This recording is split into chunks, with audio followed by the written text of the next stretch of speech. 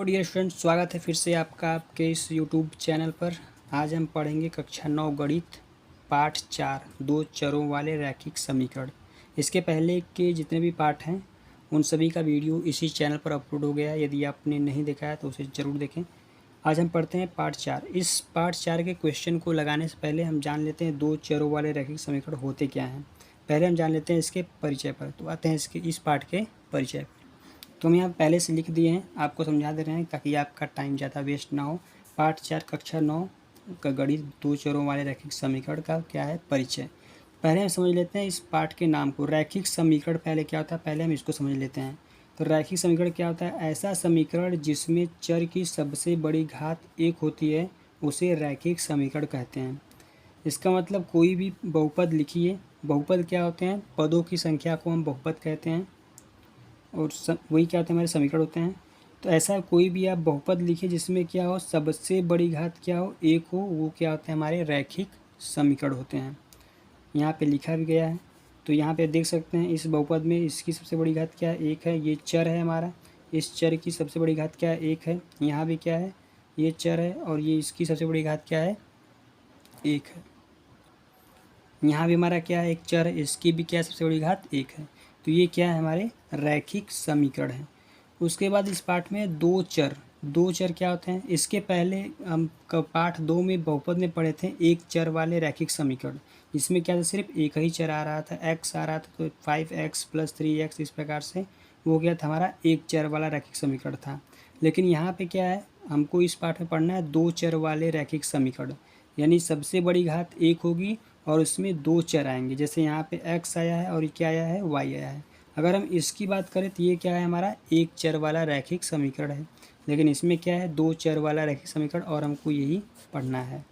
तो इसमें x आया है और y आया है, ये दोनों क्या है, हमारे दो चर हैं। इसीलिए इसको बोलेंगे हम दो चर वाले रैखिक समीकरण, क्योंकि इसकी सबसे बड़ी घात एक है तो ये रैखिक समीकरण हुआ, और इसमें दो चर हैं तो ये दो चर वाले रैखिक समीकरण हुआ। इसको हम देख लेते हैं। यहाँ पे जो हमारा x और ये जो y है इसको हम बोलते हैं चर, और जो हमारा यहाँ पे a और b है इसको हम बोलते हैं गुणांक, और जो हमारा ये c है इसको हम बोलते हैं अचर पद, इसको हम बोलते हैं अचर पद। तो x और y ये दोनों क्या है, चर हैं।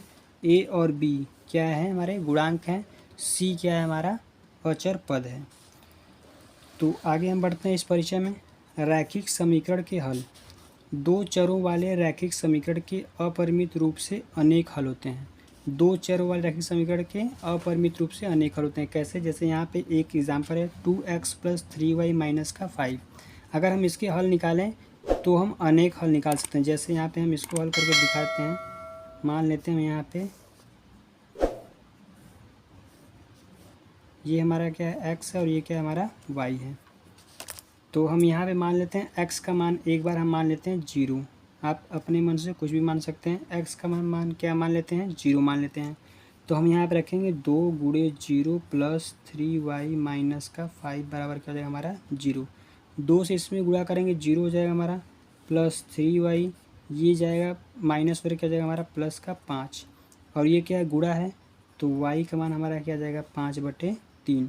0 रखने पर हमारा y का मान क्या आ गया, 5/3 आ गया। अब हम एक बार x का मान 1 रख लेते हैं। तो हम क्या करेंगे, यहाँ पे x का मान 1 रखेंगे। तो इसी समीकरण में x का मान 1 रखेंगे तो क्या आएगा, 2 × 1 + 3y - का क्या आ जाएगा, 5 = 0। 2 का गुणा 1 में करेंगे क्या आएगा, 2 + 3y - क्या आ जाएगा, 5 = 0। तो इसको हम उधर भेजेंगे या फिर इसमें से घटा सकते हैं। तो 5 में से 2 घटाएंगे क्या आएगा, -3, और -3 को उधर भेज देंगे, या फिर कर लेते हैं 3y। 5 इसमें से घटाएंगे तो क्या आएगा, -3 बराबर आएगा हमारा 0। ये -3 उधर जाएगा तो क्या हो जाएगा, 3y बराबर हो जाएगा 3 प्लस का, और जब यहाँ से y का मान निकालेंगे तो ये गुणा इधर का क्या जाएगा, भाग। y का मान क्या आएगा, हमारा 1। तो 1 रखने पर y का मान क्या आया, हमारा 1 आया। अब इस प्रकार से हम क्या करेंगे, x का मान एक बार 2 रख लेंगे। इसी प्रकार से आप रख करके इस दो चर वाले रैखिक समीकरण का अपरिमित रूप से अनेक हल निकाल सकते हैं। 2 रखेंगे, फिर 3 रखकर, फिर 4 रखकर, 5 रखकर, जितने भी मन करे उतने रखकर आप यहाँ पे अपरिमित रूप से अनेक हल निकाल सकते हैं। इसलिए यहाँ बोला गया रैखिक समीकरण के हल दो चरों वाले रैखिक समीकरण के अपरिमित रूप से अनेक हल होते हैं। इस प्रकार से हम इसको निकाल सकते हैं। आते हैं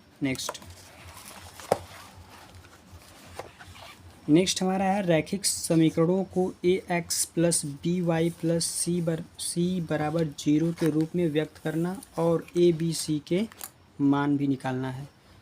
तो हम इसको देख लेते हैं। यहाँ पे जैसे 2 एग्जाम्पल दिए गए हैं। 2x प्लस 3y बराबर 4.37। इसको हमको पहले क्या करना है, A X plus B Y plus C बराबर 0 के रूप में व्यक्त करना है। तो हम इसको यहाँ पे व्यक्त कर लेंगे। पहले हम यहाँ पे ऐसे लिख सकते हैं समीकरणों को ए एक्स, यहाँ पे लिख सकते हैं समीकरण को A X plus B Y plus C बराबर 0 के रूप में व्यक्त करने पर। तो A X plus B Y है, लेकिन सी क्या है उधर है, उसको इधर लेकर के आएंगे तो क्या जाएगा हमारा माइनस हो जाएगा। 2x प्लस 3y, ये प्लस इधर कर क्या जाएगा हमारा माइनस। 4.37 बराबर क्या जाएगा हमारा 0 हो जाएगा। ये हमारा इस रूप में व्यक्त हो गया। अब हमको यहाँ पे क्या करना है, ए बी सी का मान भी निकालना है। तो हम यहाँ पे निकाल लेंगे। ए बराबर ए का मान क्या आएगा हमारा, यानी जो भी गुणांक हुआ है इससे। ए की जगह पर क्या है 2 है, तो यहाँ पे लिखेंगे 2। बी के बराबर क्या आएगा, बी की जगह पर क्या है 3 है। सी बराबर क्या आएगा, सी की जगह पे हमारा माइनस का 4.37। इस प्रकार से हमारा ये हल हो जाएगा। इसी प्रकार से हम इसको भी हल कर लेंगे। इसको जब हम लिखेंगे तो क्या लिखेंगे हम यहाँ पे, ये हमारा उधर चला जाएगा तो हमारा हो जाएगा यहाँ पे माइनस, हमारा हो जाएगा 5x माइनस का 3y माइनस का हो जाएगा 4 बराबर हमारा 0 हो जाएगा। इस प्रकार से बराबर 5 और b बराबर माइनस का 3 और c बराबर हो जाएगा माइनस का 4। इस प्रकार से आपको निकालना है। इसका मान हमारा आ जाएगा, ये हमारा हो जाएगा प्लस, ये भी हो जाएगा प्लस, ये हो जाएगा हमारा माइनस। तो यहाँ पे हमारा आ जाएगा a बराबर आ जाएगा -5, ये प्लस और ये भी हो जाएगा हमारा प्लस। इस प्रकार से हमको मान निकालना है। आते हैं आगे। परिचय में आगे हमारा क्या है, रैखिक समीकरण को दो चरों वाले समीकरण के रूप में व्यक्त करना। तो इसको हमको क्या करना है, दो चर वाले रैखिक समीकरण के रूप में व्यक्त करना है। तो इसको हम देख लेते हैं। यहाँ पे x बराबर -5 दिया है, हमको इसको दो चर बनाना है। यहाँ पे एक चर दिया है और एक चर हमको और चाहिए। तो हम क्या करेंगे, यहाँ पे इसको बना लेंगे। मान लेते हैं यहाँ पे 1 से गुणा हम x में कर देंगे, एक गुणे 1 x हो जाएगा। अब क्या करेंगे हम, प्लस y होता है तो क्या करेंगे हम 0 का गुणा कर देंगे y में, ये माइनस इधर करके जाएगा हमारा प्लस का हो जाएगा 5 बराबर हो जाएगा हमारा 0। जो भी हमारा चर नहीं होगा उसमें हम क्या करेंगे 0 से गुणा करेंगे। 0 से ताकि गुणा करेंगे, इसलिए गुणा करेंगे क्योंकि क्या होगा बाद में इसको हल करने पर हमारा क्या आएगा, फिर से वापस से हो जाएगा। किसी और संख्या से गुणा करेंगे तो ये समीकरण हमारा गलत हो जाएगा।